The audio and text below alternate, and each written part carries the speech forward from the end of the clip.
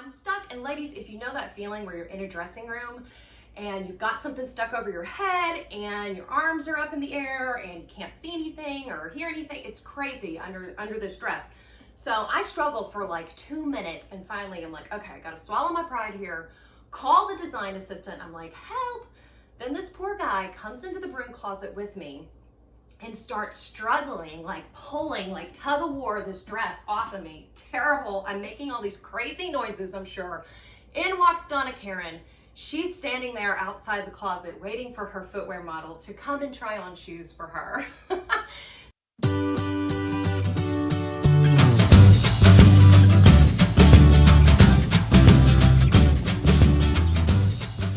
Well, hey there, and welcome back. Thank you so much for joining me here today. I am Olivia Jane, the serial mompreneur, and today I am back in my kitchen here in Hunterdon County, New Jersey. And big spoiler alert here, guys. This is not, nor will it ever likely be, a cooking show. So today, all I'm gonna be doing is throwing together my dinner while I talk to you guys a little bit about what it's like to be a footwear model in New York City. So dinner, let's start there. It's gonna be super de-duper simple. I don't even call this a recipe. This is more of like a crock pot hack.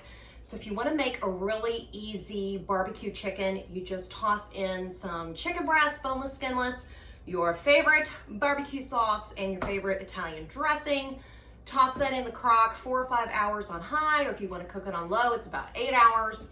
Use a fork, shred it up. This makes awesome sandwiches, delicious tacos. It's really yummy on an open-faced baked potato, like a sweet potato.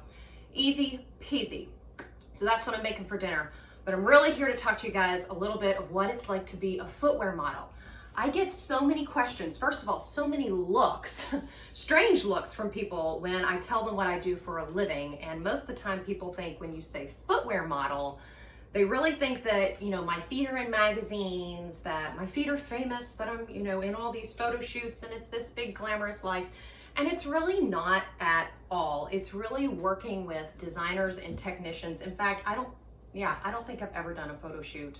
My feet have never been in a magazine. So it's working with designers and technicians to make all the shoes, all the brands that you love, make all of their shoes fit.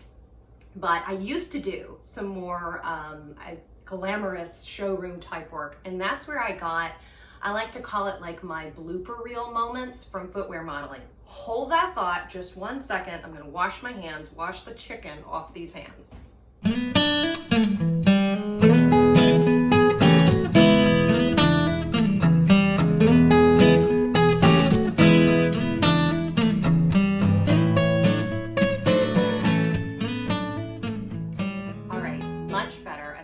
Calvin would say, all better.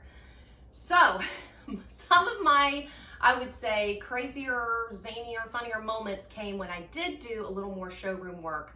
I used to work quite a bit for Donna Karen, and Donna herself would come to a lot of the meetings, and it was fun. It was a little more on the glam side. Like I would get dressed in whatever her current ready-to-wear collection was that matched her shoes. And often, like I'd be working with her top designer and she would send a fancy car and we would go to Donna's apartment and work, and she had people walking around with little grass drinks and like everything like Vogue you can think of was the experience working in Donna Karen's apartment. Like crazy fun, amazing. Well, one time I was in design studio and Donna was coming to work with us for her collection, and they were going to get me dressed in the dress, so they put me in a closet to change. Yes, this is the glamorous side of design studios in New York City. Hey, we're going to toss the model in the broom closet to change, whatever. Totally cool with it. I'm a Kentucky girl. I can do that. I can hang in the closet. So I'm in the closet and I'm trying on this dress, and folks, I get it stuck over my head. Now, I want to tell you that at the time, I'm certainly not anymore, I used to be like a size 0, maybe a 2, and I got stuck in this dress at the wrist. That's how crazy the clothing fashion world is. So I'm stuck, and ladies, if you know that feeling where you're in a dressing room and you've got something stuck over your head and your arms are up in the air and you can't see anything or hear anything, it's crazy under this dress. So I struggled for like 2 minutes, and finally I'm like, okay, I gotta swallow my pride here, call the design assistant. I'm like, help. Then this poor guy comes into the broom closet with me and starts struggling, like pulling, like tug of war this dress off of me. Terrible. I'm making all these crazy noises, I'm sure. In walks Donna Karen.